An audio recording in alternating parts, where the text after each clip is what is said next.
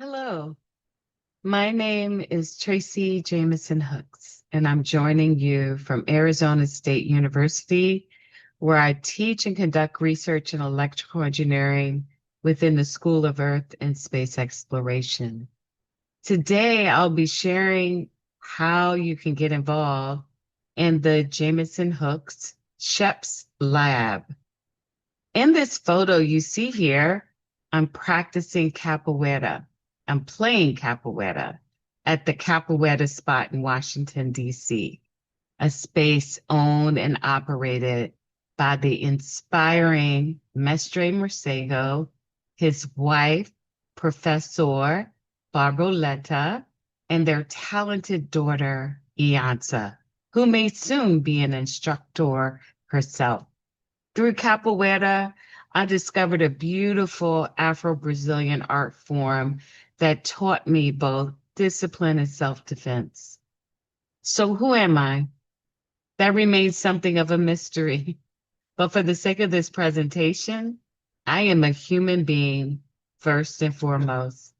I'm an electrical engineer by training. My educational journey began at Hampton University, continued at Howard University, where I earned my Bachelor of Science in Electrical Engineering degree, and then on to Michigan State University for my master's in Electrical Engineering, and finally to North Carolina A&T State University, where I completed my PhD.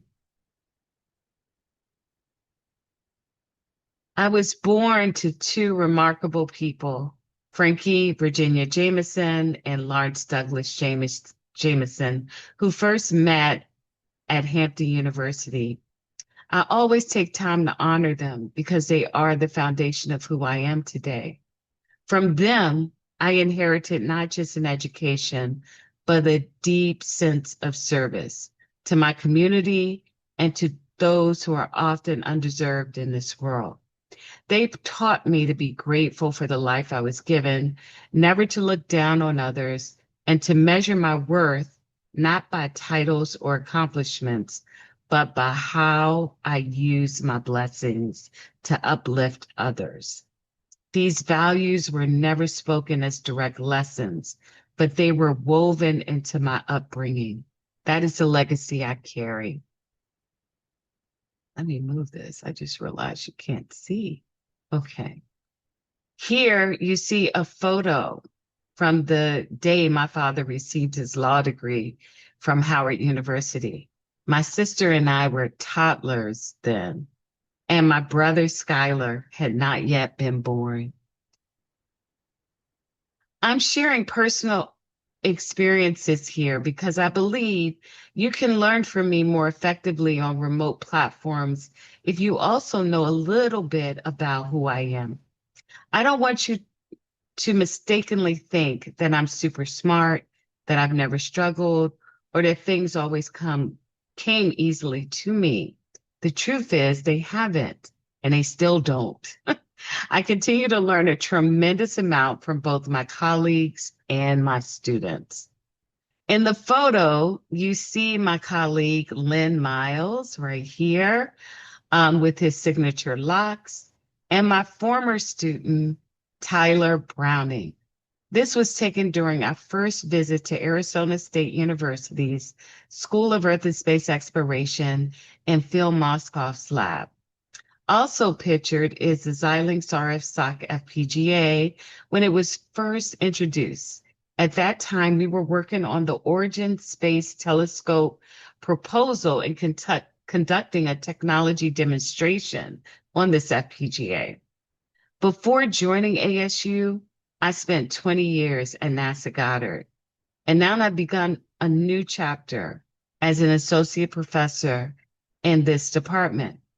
Today, I'm honored to serve as the PI for the Habitable Worlds Observatory Detector Readout System, NASA's next flagship mission. In many ways, I've come full circle. So This is pretty much why I created this video, this new endeavor that I'm on, and why I will be sharing many more tutorials.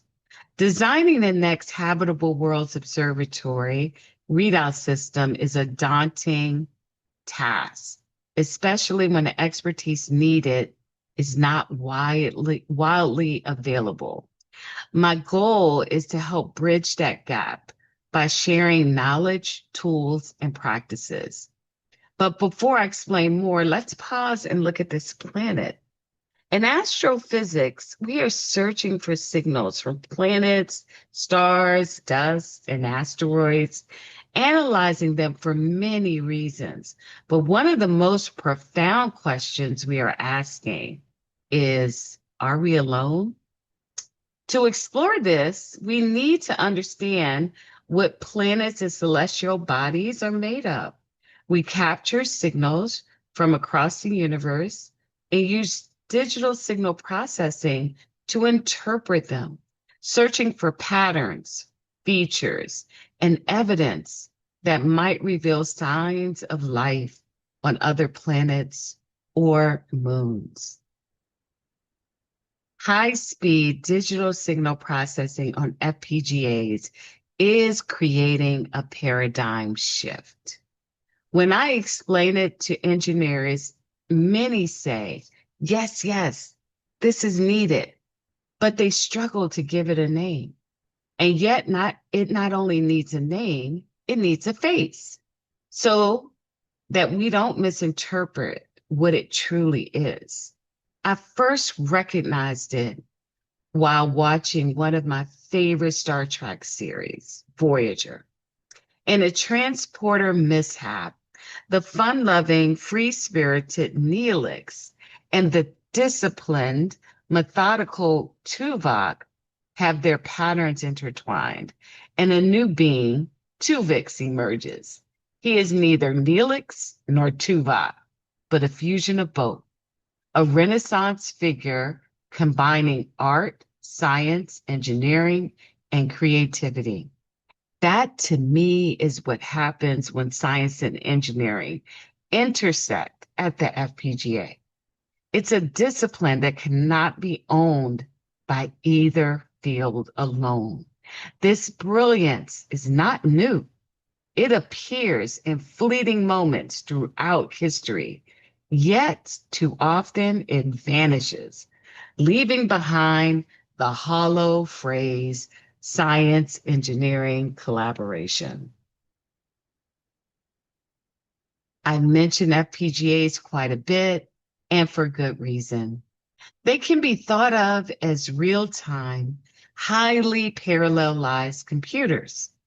FPGAs quietly revolutionized digital electronics by creating a reconfigurable logic playground where digital designs are implemented using hardware description languages. Traditionally, this expertise has lived within electrical engineering, but innovation accelerates when we bring more to the FPGA, when we combine high-speed multi-rate digital signal processing, statistics, and AI to process science signals in real time. With this capability, we can downlink information instead of just raw data. The more processing that happens directly on the FPGA, the more exploration becomes possible in space science and remote sensing instrumentation.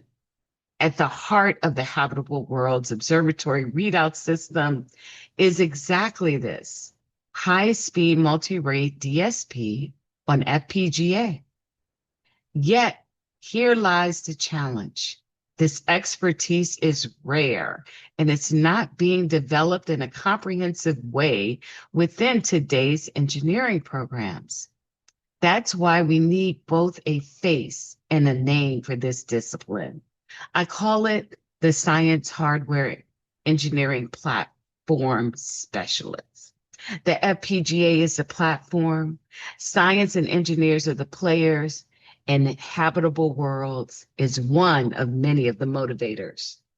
In my lab, I bring together students from astronomy, electrical engineering, and computer science because this new frontier demands all of them. I created the first electrical engineering course in the ASU School of Earth and Space Exploration called Signal Processing on FPGAs. This is not to be a comprehensive course in signal processing or digital signal processing. Instead, it builds on those foundational courses to show students how key elements of signal processing come to life on an FPGA. Here you see a system block diagram of the Habitable Worlds Observatory readout.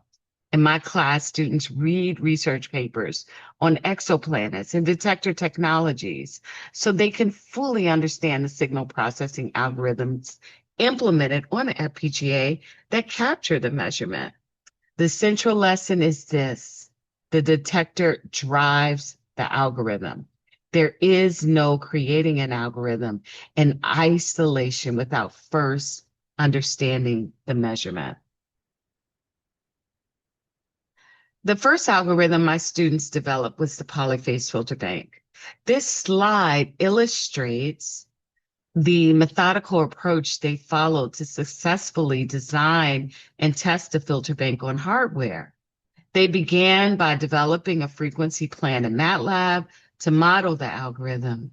From there, they created a fixed point model in MATLAB Simulink, incorporating hardware description language HDL blocks. At this stage, students can generate HDL code and verify functionality and timing directly on hardware. Next, they move into optimization, rewriting their code in space-qualified VHDL, the language of choice for spaceflight designs.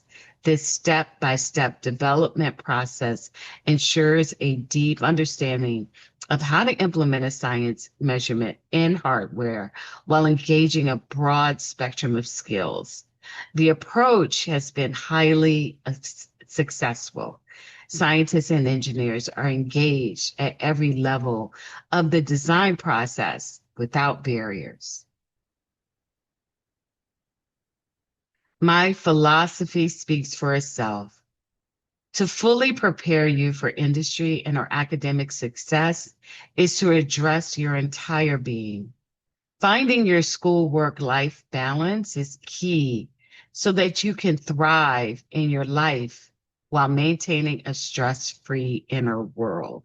In the Jamison-Hooks SHEP lab, we are designing the heart and soul of instrumentation, which will capture both Earth and space phenomena.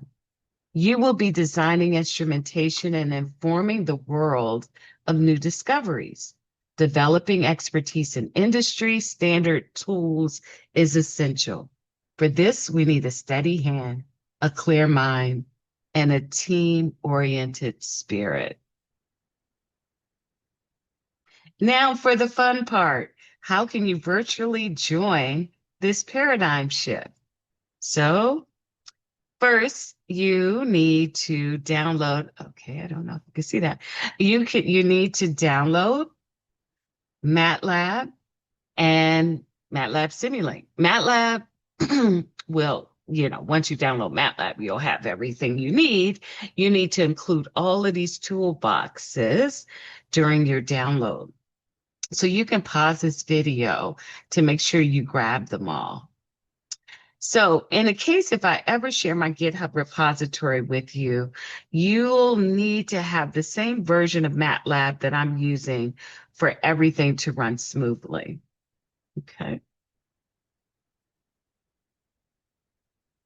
So once you download your MATLAB, you want to navigate to the self-paced training section and complete at a minimum, see over here, you want to complete at a minimum all of these videos.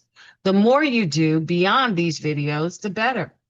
Being certified in MATLAB and Simulink will only make you more marketable, creative, and skilled.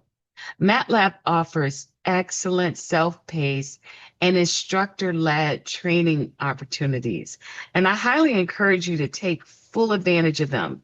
I do the same myself on a regular basis. To recap, your eyes to the universe are the detector technologies that you use. The FPGA is the playground where innovation emerges. And the result is infinite discoveries. If you found this video valuable, please subscribe to my channel and let me know you're out there. Thank you for your time and support. Peace and love.